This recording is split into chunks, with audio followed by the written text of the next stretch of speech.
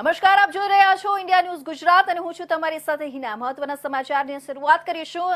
Rajkot game zone અગ્નિકાંડમાં અત્યાર સુધીનો સૌથી મોટો ખુલાસો સામે આવ્યો છે, જેમાં અત્યાર સુધી જેને મુખ્ય આરોપી માનવામાં આવતો હતો એ પ્રકાશ જૈન પણ આ અગ્નિકાંડમાં મૃત્યુ પામ્યું હોવાની વાત સામે આવી છે। પ્રકાશના ભાઈએ આ અંગે શંકા વ્યક્ત કરીને પોલીસને પોતાનો ભાઈ ગુમ થયાની જાણ કરી હતી।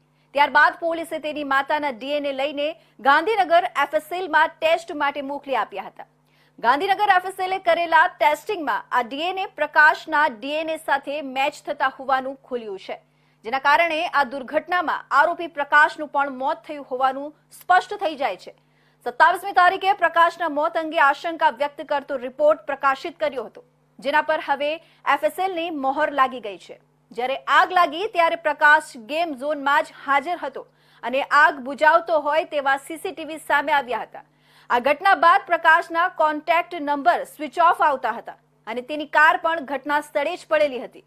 2 દિવસથી પ્રકાશનો કોઈ સંપર્ક ન થતા તેના ભાઈએ રાજકોટ તાલુકા પોલીસ સ્ટેશનનો સંપર્ક કર્યો હતો અને એક અરજી આપી પ્રકાશ લાપતા હોવાનું જણાવ્યું હતું।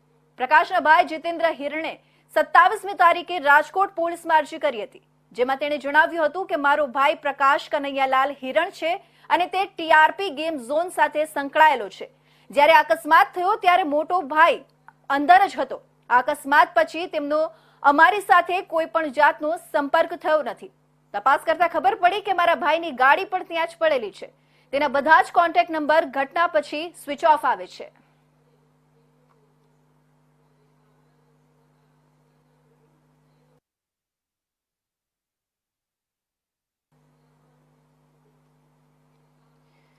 તો આ તરફ રાજકોટના ગેમ ઝોનમાં બનેલી ગોઝારી ઘટના બાદ મોડે સરકાર જાગી હોય તેવું લાગી રહ્યું છે। રાજકોટ બાદ ગુજરાતભરમાં તંત્ર દ્વારા ભીડભાડવાળી જગ્યાઓ પર તપાસ શરૂ કરી છે। સુરક્ષાના સાધનોની સાથે સાથે જે તે સંચાલકોએ તેની પરવાનગી લીધી છે કે નહીં જેવા વિવિધ મુદ્દે તપાસ કરાઈ રહી છે, જેના ભાગરૂપે તાપી જિલ્લામાં પણ વિવિધ ગેમ ઝોનો અને મેળાઓમાં તપાસ હાથ ધરવામાં આવી છે।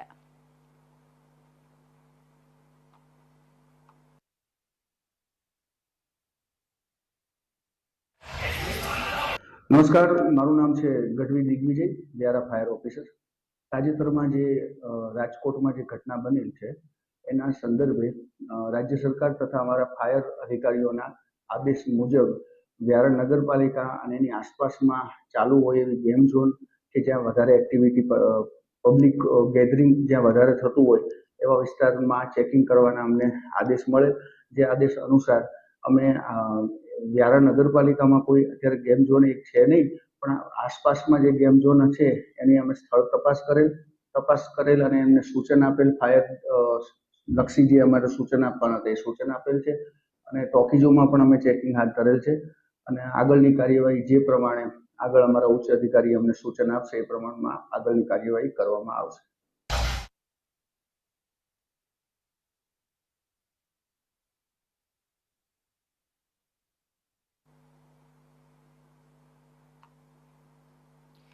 ગીર સોમનાથ જિલ્લા કલેક્ટરે જાહેર સલામતીને લઈને આગવી પહેલ કરી જાહેરનામું બહાર પાડ્યું। Fire safety, lift licence, fire NOC સહિતના સંદર્ભે બહાર પાડ્યું જાહેરનામા ભંગ બદલ થશે કડક કાર્યવાહી। ફાયર સેફ્ટીને લઈને કલેક્ટરનું અગત્યનું જાહેરનામું જરૂરી લાયસન્સ તથા નિયત નમૂનાનું સાઇન બોર્ડ લોકો સરળતાથી જોઈ શકે તે રીતે રાખવા હુકમ કરાયો। 30 દિવસની મુદતમાં બોર્ડ નહીં લાગે તો થશે કડક કાર્યવાહી। રાજકોટ શહેરમાં નાના મવા મેઇન રોડ ઉપર ટીઆરપી મોલ ખાતે બનેલી આકસ્મિક ઘટનાથી આગની ઘટનાને પગલે ગીર સોમનાથ જિલ્લામાં ભવિષ્યમાં પણ આ પ્રકારની ગંભીર ઘટના ન બને તે માટે ગીર કલેક્ટર દ્વારા તાકીદ લેવાઈ છે।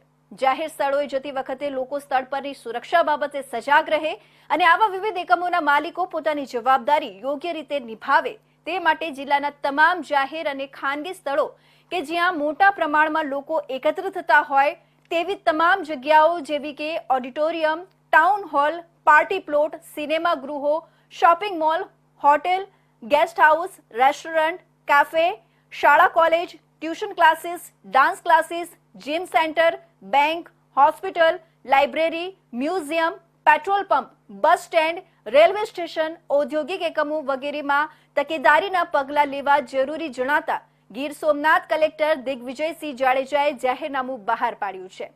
ફોજદારી કાર્યરીતિ સંહિતા 1973ની કલમ 144 હેઠળ જિલ્લાના તમામ જાહેર સ્થળોએ સક્ષમ સત્તાધિકારી દ્વારા આપવામાં આવેલી ફાયર સેફટી અંગેનું પ્રમાણપત્ર, fire safety layout plan, fire safety અંગેના sign board, building development permission, building utilization permission, હંગામી સ્ટ્રક્ચરના કેસમાં સ્ટ્રક્ચરલ સ્ટેબિલિટીનું પ્રમાણપત્ર, ઇલેક્ટ્રિકલ ટેસ્ટ સર્ટિફિકેટ, લિફ્ટના ઉપયોગ માટેનું લાયસન્સ તથા નિયત નમૂનાનું પ્રમાણપત્ર રાખવા તેમજ આ નમૂનામાં પ્રમાણપત્રની વિગત, પ્રમાણપત્ર ઇસ્યુ કરનાર ઓથોરિટી, હુકમ નંબર તથા તારીખ, વેલિડિટી અને રિમાર્ક્સના કોલમ રાખવાના રહેશે તેમ જાહેરનામામાં જણાવાયું છે.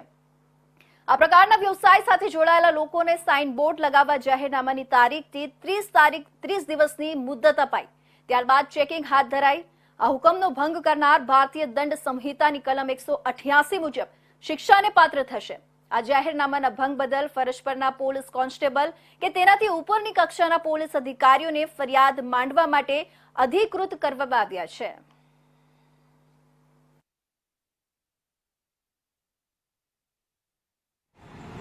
કોઈ પણ સામાન્ય પ્રજા છે એ જ્યારે કોઈ થિયેટરમાં પિક્ચર જોવા જાય કે કોઈ સર્કસ જોવા જાય કે કોઈ પણ નાટક કે કોઈ મોલ કે આવા ગેમ ઝોનમાં જાય ત્યારે એને નોલેજ હોતું નથી કે ભાઈ આ જે જગ્યામાં હું જાઉં છું એનું ફાયર સેફ્ટીનું એની પાસે એનઓસી છે, એને બિલ્ડિંગ યુઝ પરમિશન લીધેલી છે કે એને કંઈ લિફ્ટ વાપરું તો લિફ્ટનું કોઈ સેફ્ટીનું સર્ટિફિકેટ લીધેલું છે કે ઇલેક્ટ્રિકલ જે એના સાધનો છે પ્રોપર એના સર્ટિફાઈડ થયેલા છે કે કોઈ સીસીટીવી લગાડ્યા છે કેમ, તો એનાથી અજાણ હોય છે અને નિર્દોષતાથી અંદર વયા જાય છે.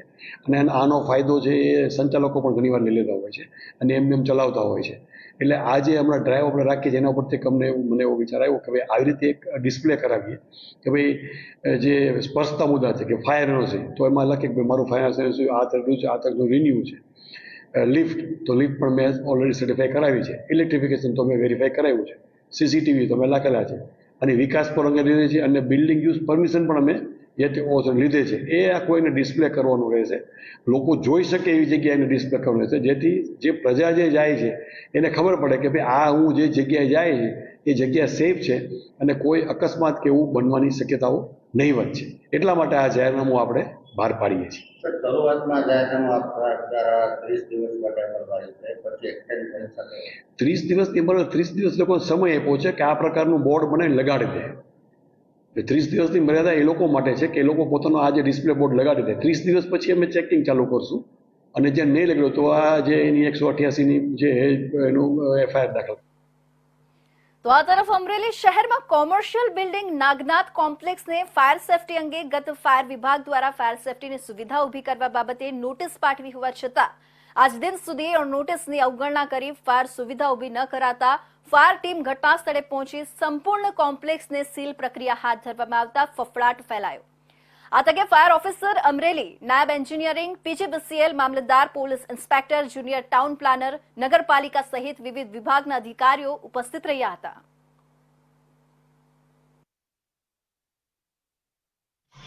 અમરેલી શહેરની મધ્યમાં આવેલું નાગનાથ કોમ્પ્લેક્સ કે જ્યાં ટ્યુશન ક્લાસીસ, બેંક તેમજ કોમર્શિયલ એક્ટિવિટીની ઘણી બધી ઓફિસો કાર્યરત હતી. આ કોમ્પ્લેક્સની અંદર પહેલાં ફાયર સેફ્ટીની સુવિધા ઊભી કરવા બાબતે નોટિસ આપવામાં આવેલી હતી, જેનું કોઈપણ પ્રત્યુત્તર તેમજ ફાયર સેફ્ટીની સુવિધાઓ ન લગાડવાના કારણે આજરોજ આ બિલ્ડિંગ કોમ્પ્લેક્સને સીલ કરવામાં આવેલું છે. સાહેબ, સીલિંગ ખોલવા માટે શું પ્રક્રિયા લોકોને કરવાની રહેશે? ફાયર સેફ્ટીની સુવિધા લગાવવા માટેની વ્યવસ્થા એ લોકો કરવા માટે એગ્રી થતા હોય તેવા સંજોગોની અંદર જો એ લોકો કોઈ વ્યક્તિને કામ આપી અને ફાયર સેફ્ટીની સુવિધા ઊભી કરે છે તો આ સીલિંગ પ્રક્રિયાની અંદરથી તે લોકોને ટાઈમ પીરિયડની અંદર કામ કરવા માટે સીલ ખોલી આપવામાં આવે. આ સિવાય કોઈ બિલ્ડિંગો સીલિંગની આગળની પ્રક્રિયા ખરી? હા, હવે અમરેલી શહેરની અંદર જે જગ્યાઓ ઉપર ફાયર સેફ્ટી સર્ટિફિકેટના અભાવ વગર બિલ્ડિંગો કાર્યરત છે તેમજ જો કોઈ બિલ્ડિંગની અંદર પૂર્વે નોટિસ આપે છતાં પણ કોઈ જગ્યાએ ફાયર સેફ્ટીની સુવિધાઓ અમલીકરણમાં લેવામાં નથી આવી તેવા તમામ બિલ્ડિંગોની અંદર આ પ્રક્રિયાઓ હાથ ધરવામાં આવશે. સરકારી કચેરીઓમાં ફાયરની સુવિધા ઉપલબ્ધ તે બાબતે તમામ સરકારી કર્મચારીઓ કચેરીઓ સાથે પત્ર વ્યવહાર કરી અને આ બધી સુવિધા ઊભી કરવા માટે ગ્રાન્ટ અંગેની અને અન્ય જે કંઈ પણ પ્રક્રિયા થતી હોય તે ઘટતી પ્રક્રિયા હાથ ધરવામાં આવે.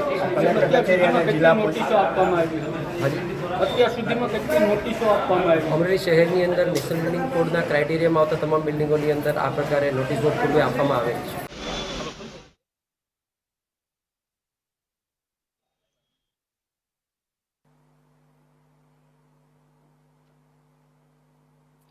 તો આ તરફ આગળ વાત કરીએ તો ગુજરાત મહારાષ્ટ્રની હદ પર પાલઘર રેલવે સ્ટેશન પર ગઈકાલે અકસ્માત થયો હતો. માલગાડી પાટા પરથી ખરી પડી હતી અને જેના કારણે ટ્રેન વ્યવહાર ખોરવાયો હતો.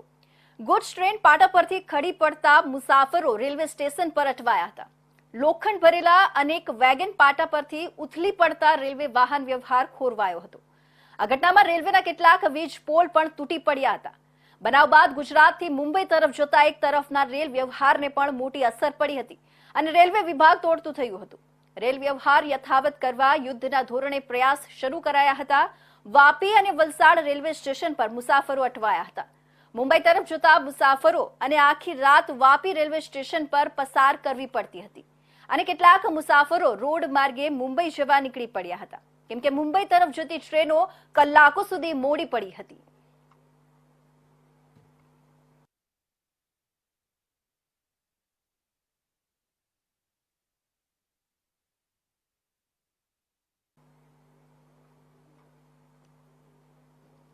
તો આ તરફ વાત કરીએ પાલનપુર તાલુકાના ચિત્રાસણી પંથકમાં લોકોના વીમા તેમજ ધંધાના વિકાસ માટે રોકાણ કરાવતી India first life insurance company તેના business development manager Ashubhai Rajeshbhai Shah, જેઓ અમૃતસાગર સોસાયટી ડીસાવાળાને બેંક ઓફ બરોડા ખાતે રહે છે, તેઓની શાખામાં બેંક ઓફ બરોડાની શાખામાં લોકોના વીમા તેમજ ધંધાના વિકાસ માટે નાણાંનું રોકાણ કરાવતા હતા.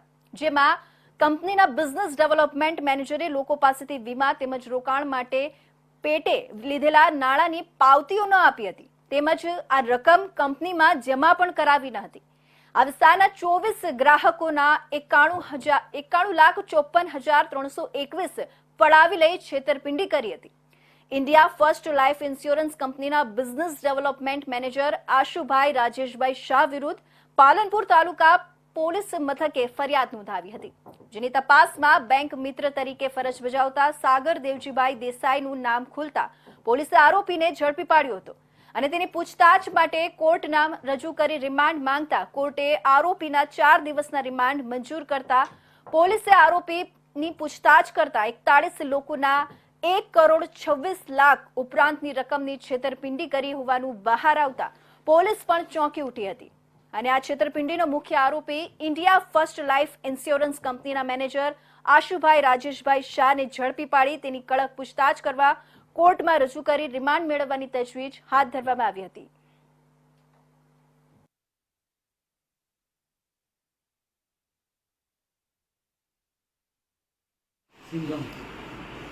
પાલનપુર તાલુકા પોલીસ સ્ટેશનમાં આવેલ ચિત્રાસણી ગામ ખાતે બેંક ઓફ બરોડામાં 51 લાખ રૂપિયાની ચીટિંગ થયેલ તે બાબતેની ફરિયાદ રોશનભાઈ ઇન્ડિયા ફર્સ્ટ કંપનીના મેનેજર કે જે બેંક ઓફ બરોડાની સબસિડરી કંપની છે તેમને ફરિયાદ આપેલ. તેમાં કુલ 24 ગ્રાહકો સાથે છેતરપિંડી થયેલાની ફરિયાદ આવતા આ કામે તપાસ દરમિયાન મુખ્ય આરોપી આશુભાઈ રાજેશભાઈ શાહ નાઓને ધોરણસર અટક કરવામાં આવેલ છે અને તપાસ દરમિયાન કુલ 1,26,22,000 રૂપિયાની છેતરપિંડી થયેલાનું તપાસ દરમિયાન ફરિયાદ થયેલ છે. ટોટલ 41 જેટલા ગ્રાહકો છે કે જેમની સાથે આ ભોગ બન્યા છે. હજી પણ અન્ય ભોગ બનનાર અમારી સામે આવી રહ્યા છે, જેની તપાસ ચાલુમાં છે. આ કામે આશુભાઈનાઓને ધોરણસર ધરપકડ કરી અને તેમને રિમાન્ડ માંગવામાં આવેલ છે અને તે હાલ રિમાન્ડ ઉપર છે. હાલમાં તપાસ દરમિયાન તેઓએ કેટલા ખાતાનો ઉપયોગ કરેલ છે, માતબર રકમ કોને કોને આપેલ છે, સાથે સાથે અન્ય કોઈ આ ગુનામાં સંડોવાયેલ છે કે કેમ તેની વિગતવારની તપાસ ચાલુ છે.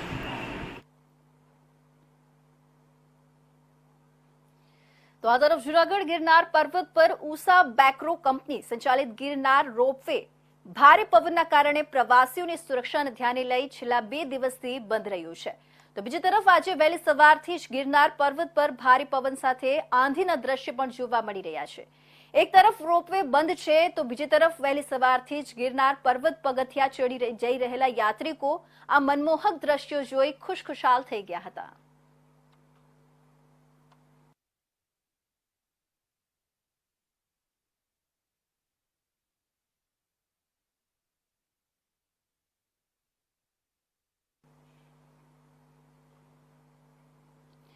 પશ્ચિમ બંગાળમાં 26 મેના રોજ આવેલા રેમલ વાવાઝોડાની અસર ઉત્તર પૂર્વમાં પણ જોવા મળી હતી. મિઝોરમમાં વાવાઝોડાને કારણે અવિરત વરસાદને કારણે આઇઝોલમાં એક પથ્થરની ખીણ તૂટી પડી હતી, જેમાં 27 લોકોના મોત થયા હતા, જેમાં 4 વર્ષનો છોકરો અને 6 વર્ષની છોકરીનો સમાવેશ થાય છે. 2 લોકોને બચાવી લેવાયા છે. મિઝોરમના ડીજીપી અનિલ શુક્લાએ અત્યાર સુધીમાં 27 તેઓએ જણાવ્યું હતું કે અત્યાર સુધીમાં 27 મૃતદેહો મળી આવ્યા છે, જેમાંથી 8 સ્થાનિક લોકોના છે, જ્યારે 4 અન્ય રાજ્યોના છે. બાકીના મૃતદેહોની ઓળખ કરવામાં આવી રહી છે. કાટમાળ નીચે 6 થી 7 લોકો દટાયા હોવાની આશંકા છે. બચાવ કામગીરી ચાલી રહી છે, પરંતુ ભારે વરસાદને કારણે મુશ્કેલીનો સામનો કરવો પડી રહ્યો છે. આ સિવાય ઉત્તર પૂર્વના અન્ય રાજ્ય આસામમાં પણ આજે ભારે પવન સાથે ભારે વરસાદ થયો હતો. અલગ અલગ ઘટનાઓમાં એક મહિલા સહિત 4 લોકોના મોત થયા હતા અને 18 લોકો ઘાયલ થયા હતા.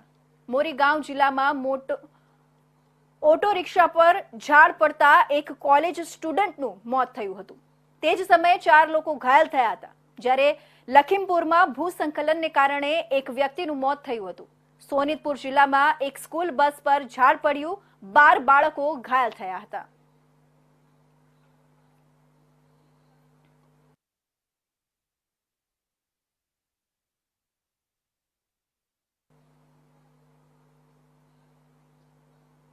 તો આ તરફ પાલનપુરની વાત કરીએ તો નાયબ જિલ્લા ચૂંટણી અધિકારી એચ.કે. ગઢવીની અધ્યક્ષતામાં નગરપાલિકા ટાઉન હોલ પાલનપુર ખાતે લોકસભા સામાન્ય ચૂંટણી 2024 અંતર્ગત 2 બનાસકાંઠા સંસદીય મત વિસ્તાર મતદાર વિભાગની મત ગણતરીમાં રોકાયેલા સ્ટાફની તાલીમ યોજાઈ હતી.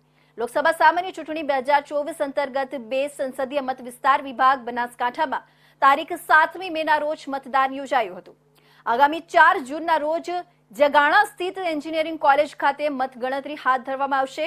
મતગણતરીને હવે ગણતરીના દિવસો બાકી રહ્યા છે, ત્યારે જિલ્લા ચૂંટણી અધિકારી વરુણકુમાર બરનવાલના માર્ગદર્શન હેઠળ જિલ્લા ચૂંટણી તંત્ર મતગણતરી માટે સજ્જ બન્યું છે. મતગણતરીમાં રોકાયેલા અધિકારીઓ અને કર્મચારીઓને મતગણતરી સંબંધિત જરૂરી જાણકારી, માર્ગદર્શન અને સૂચનોથી વાકેફ કરવાના ભાગરૂપે નગરપાલિકા ટાઉન હોલ પાલનપુર ખાતે નાયબ જિલ્લા ચૂંટણી અધિકારી એચ.કે. ગઢવીના માર્ગદર્શન હેઠળ મતગણતરી સુપરવાઇઝર, મતગણતરી આસિસ્ટન્ટ અને માઇક્રો ઓબ્ઝર્વરની તાલીમ યોજાઈ હતી, જેમાં નાયબ જિલ્લા ચૂંટણી અધિકારી એચ.કે. ગઢવીએ જરૂરી માર્ગદર્શન અને સૂચનો આપ્યા હતા, જ્યારે ડીસા પ્રાંત અધિકારી અને જિલ્લાના માસ્ટર ટ્રેનર નેહાબેન પંચાલે મતગણતરી વખતે રાખવાની જરૂરી સાવધાની અને ભરવાના જરૂરી ફોર્મ્સની વિગતવાર સમજૂતી આપી હતી. આ તાલીમમાં સાથે વિધાનસભા ક્ષેત્રના મદદનીશ ચૂંટણી અધિકારીઓ, પોસ્ટલ બેલેટના મદદનીશ ચૂંટણી અધિકારી સહિત 638 જેટલા મતગણતરી સુપરવાઇઝર, મતગણતરી આસિસ્ટન્ટ અને માઇક્રો ઓબ્ઝર્વરને ભાગ લીધો હતો.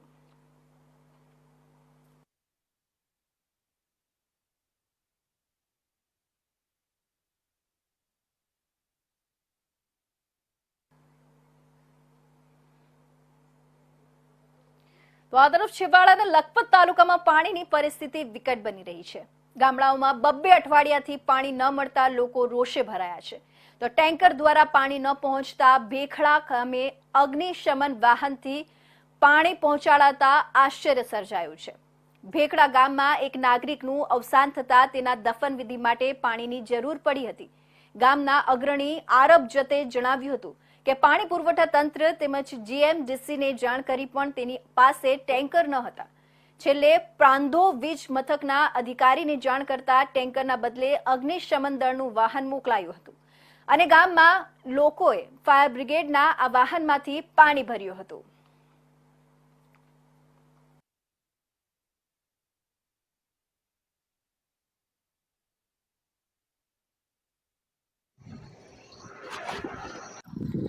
ગામ ભેખડા, તાલુકો લખપત. ભેખડા ગામમાં એ બનાવ બન્યો હતો, એક કાકાનું મરણ થયું હતું. પછી પાણી ભેખડા ગામમાં ન હતું. પછી અમે સરપંચને ટેલિફોન કરી અમે કીધું છે ગામમાં મરણ થયો છે, એના પીવા માટે તો પાણી નથી, પણ અમે દફન વિધિ કરી છે, તે માટે મહેરબાની કરી તમે ટેન્કર કોઈ મોકલી શકો તો અમે એને દફન વિધિ કરી શકું. તો એને બીજા ટેન્કરને પૂછા કરી તો એને ટેન્કર બધા એને રૂટમાં ગયા હતા. એને ફાયર ઊભી હતી તે એમરજન્સીમાં અમને મોકલી. ફાયર આવી ત્યારે અમે દફન વિધિ કરી કાકાની, ને પછી આભાર તો જેમ દોશીનો અમે માનું છું ને સરપંચનું માનું છું. અમે પાણી મોકલી શક્યું છે એને અમે દફનવિધિ કરી. બેખડા ગામમાં તો એવી પરિસ્થિતિ છે, ખાવાનું છે પણ પીવાનું નથી. અનેક રજૂઆત કરેલ છે તે છતાં કોઈ હજી ધ્યાન લીધેલું નથી.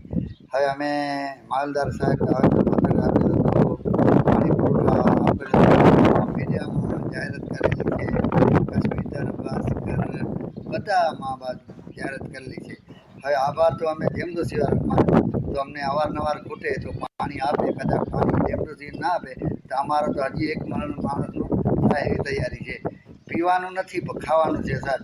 અમારી એ માંગ છે પાણીનું સોલ્યુશન હાલ કરે એ નમ્ર અપીલ છે. ગ્લોબલ વોર્મિંગના કારણે ગરમીનો પારો સતત વધે છે, એ માટે સંતો મેદાને પડ્યા છે અને હરિયાળી ઊભી કરવા માટે લોકોને પ્રેરણા આપવાનો એક યજ્ઞ આદર્યો છે. ધાર્મિક કાર્યક્રમમાં લોકોને એકઠા કરીને આ વૃક્ષો ઉછેર અને વાવેતર કરવા પ્રતિબદ્ધ બનશે. ટ્રસ્ટી મણિનગર ગાદી સંસ્થાપન પટેલ 24ના 24 ગામોના પટેલ કિસાનો હજારો વૃક્ષોથી કચ્છને હરિયાળી કરીને ગ્લોબલ વોર્મિંગ સામે રક્ષિત કરવા કટિબદ્ધ થશે.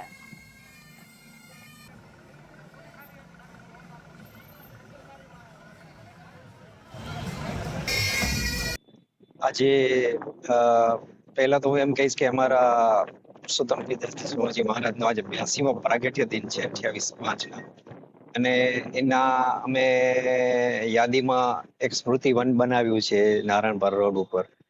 અને પર્યાવરણની જ્યારે વાત થાય છે ત્યારે લગભગ અત્યારે અમારા 2000 જેવા વૃક્ષો અમે ઓલરેડી એમાં વાવેલા છે. અને અમારું આયોજન છે કે વધારે અમે એમાં ઉમેરો કરતા જઈએ, કારણ કે અત્યારે આપણે જોઈ રહ્યા છીએ જે તાપમાન અત્યારે જે વધી રહ્યું છે, global warming, A lack of forest, જે ગ્રીનરી અને વૃક્ષો જે કપાય છે એના કારણે થાય છે. અને અમારે સંસ્થાનો એ જ ઉદ્દેશ્ય છે, અમારા આચાર્ય શ્રી જીતેન્દ્ર પ્રિયદાસજી સ્વામીશ્રીનો એ જ ઉદ્દેશ છે કે પર્યાવરણને કેમ કરીને આપણે જાળવવું જોઈએ એ રીતે. અને as a trustee of Maninagar Shri Swaminarayan ગાદી સંસ્થાન હું ફરીથી આપને કહીશ કે અમે મણિનગર ગાદી સંસ્થાન હંમેશા આવા કાર્યમાં આગળ રહે છે. ખાસ કરીને હજી તો વૃક્ષો માટેની આજે પણ ધાર્મિક કાર્યક્રમમાં અપીલ કરવામાં આવી. હા, મેં જેમ અગાઉ કહ્યું એમ અમારા આચાર્ય સ્વામીજી અને સંતો મહંતો એ જ લાઈન ઉપર જઈ રહ્યા છે કે પર્યાવરણ આપણું સંજવાવું જોઈએ તો જ જીવન રહેશે. કોઈ પણ મનુષ્ય જીવન રહેશે, પ્રાણી જીવન રહેશે જો આપણી પાસે પર્યાવરણ હશે તો. નહીં તો આપણે અનુભવ કરી જ રહ્યા છીએ 45, 46, 47 ડિગ્રીનો. સાધુ ગુરુપ્રિયદાસ ગુરુ શ્રી મુક્ત જીવનદાસજી સ્વામી બાપા મણિનગર શ્રી સ્વામિનારાયણ ગાદી સંસ્થાન શ્રી સ્વામિનારાયણ મંદિર કેરાના 71મા વાર્ષિક પાટોત્સવ પ્રસંગે ત્રિદિનાત્મક જ્ઞાન યજ્ઞનું આયોજન કરવામાં આવ્યું છે, જેના યજમાન છે કે કેરાઈ પરિવાર કુંદનપુર. અને મહોત્સવના દ્વિતીય દિવસે આજે સવારમાં કેરામાં ભવ્ય નગરયાત્રાનું આયોજન કરવામાં આવ્યું હતું. 5 9 ગજા ગજરાજ ઉપર સ્વામિનારાયણ બાપા, સ્વામી બાપા, વેદરત્ન આચાર્ય શ્રી પુરુષોત્તમ પ્રિયદાસજી સ્વામીજી મહારાજ અને જ્ઞાન મહોદધી આચાર્ય સ્વામીજી મહારાજના પાવન સાનિધ્યમાં આ ભવ્ય નગરયાત્રાનું આયોજન કરવામાં આવ્યું હતું. યોગાનુયોગ આજે શ્રી સ્વામિનારાયણ ગાદીના પંચમ વારસદાર વેદરત્ન આચાર્ય શ્રી પુરુષોત્તમ પ્રિયદાસજી સ્વામીજી મહારાજ, તેમનો 82મો પ્રાગટ્યોત્સવ છે, એ પણ આજે સાંજે ઉજવવામાં આવશે. આજે જે ભવ્ય નગરયાત્રા યોજવામાં આવી એમાં ગુરુદેવ મુક્ત જીવન સ્વામી બાપા અને સર્વાવતારી શ્રી સ્વામિનારાયણ ભગવાનનું જે અપર સ્વરૂપ કચ્છના સંત શ્રી જીવન પ્રાણ શ્રી અબજી બાપા શ્રી પોતે પણ આ લોકમાં પોતે પ્રગટ થઈ અને એક ખેડૂત તરીકે એમણે પણ ખેતી કામ કર્યું, વૃક્ષારોપણ કર્યું. અને એ વખતનો જે સમય આપણે જોઈએ કે તે વખતે અહીંયા કચ્છની અંદર પણ ઘણી બધી નદીઓ એ પાણીના સ્તર એના પણ ઊંચા હતા અને પાણીવાળી નદી હતી. અત્યારે આપણે જોઈએ છીએ કે નદીમાં પાણી પણ એ દેખાતું નથી. તો આવું જે ગ્લોબલ વોર્મિંગ જેને કારણે આખો વિશ્વ એમાં ત્રસ્ત છે, અને ખાસ કરીને આપણા ભારત રાષ્ટ્રની અંદર પણ જ્યારે વૃક્ષો ધીમે ધીમે એ કપાઈ રહ્યા છે અને એની જગ્યાએ કોન્ક્રીટના જે જંગલો આપણે જોઈ રહ્યા છીએ, મકાનો ઉભા થાય છે અને એને લઈને તાપમાન પણ દિન પ્રતિદિન વધતું જાય છે અને સાથે સાથે સમાજને અને આપણે સર્વને પણ ખૂબ જ એ ગરમીથી આપણે ત્રસ્ત રહેવું પડતું હોય છે. ત્યારે આ પ્રસંગે મણિનગર શ્રી સ્વામિનારાયણ ગાદી સંસ્થાનના આચાર્ય જ્ઞાન મહોદધી શ્રી જીતેન્દ્રિય પ્રિયદાસજી સ્વામીજી મહારાજ અને એમની આજ્ઞાથી પૂજનીય સંતો પણ પર્યાવરણનું રક્ષણ થાય, વધુ ને વધુ એ વૃક્ષોનું વાવેતર આપણે કરી શકીએ એ માટેનો સંદેશો પણ પરમ પૂજ્ય આચાર્ય સ્વામીજી મહારાજ આપે છે. પરમ પૂજ્ય આચાર્ય સ્વામીજી મહારાજના આદેશ અનુસાર અહીંયા કચ્છની અંદર પણ નારણપર પાસે સ્મૃતિવન આવેલું છે, જે આપણા વેદરત્ન આચાર્ય શ્રી પુરુષોત્તમ પ્રિયદાસજી સ્વામીજી મહારાજની યાદમાં એ સ્મૃતિવન તૈયાર કરવામાં આવ્યું છે. અને પહેલા આપણે જોતા હતા અને અત્યારે આપણે જોઈએ તો સ્મૃતિવનમાં પણ ઘણા બધા વૃક્ષોનું વાવેતર કરવામાં આવ્યું છે. પૂજનીય સંતો શ્રી ધર્મવત્સલદાસજી સ્વામી, શ્રી સત્યપ્રકાશદાસજી સ્વામી વગેરે પૂજનીય સંતો પણ એ ખૂબ જ જહેમત ઉઠાવી અને ત્યાં વૃક્ષોનું વાવેતર એમના થકી પણ થઈ રહ્યું છે. અને અહીંયા પણ કચ્છમાં પણ જ્યાં જ્યાં એ હરિભક્તો વસે છે તે હરિભક્તો પણ એ વૃક્ષોનું જતન કરે, વાવેતર કરે, ઉછેર કરે અને બધાને પણ એ રીતે પ્રેરણા આપે છે. અને આગામી દિવસોમાં પણ આ રીતે વૃક્ષોનું વાવેતર વધુ ને વધુ કરી શકીએ એ માટે પણ બધા જ સંતો અને હરિભક્તો સાથે મળી અને એ સમાજને પણ સંદેશો આપી રહ્યા છે, સમાજને હાકલ પણ કરી રહ્યા છે કે આપણે બધાએ ગ્લોબલ વોર્મિંગથી બચવા માટે પર્યાવરણનું રક્ષણ કરવું છે. ત્યારે બધા જ આપણે વૃક્ષોનું વાવેતર કરીએ, એનું જતન કરીએ, ઉછેર કરીએ અને તાપમાન ઘટે એ માટે આપણે બધાએ સાથે મળી અને એ સહિયારો પ્રયાસ કરીએ એ ભગવાનના શ્રી ચરણોમાં આજના દિવસે પ્રાર્થના કરીએ. જય સ્વામિનારાયણ. તો અત્યારના મહત્વના સમાચારોમાં બસ આટલું જ. ફરી મળીશું નવા સમાચારો સાથે. ત્યાં સુધી જોતા રહેશો ઇન્ડિયા ન્યૂઝ ગુજરાત.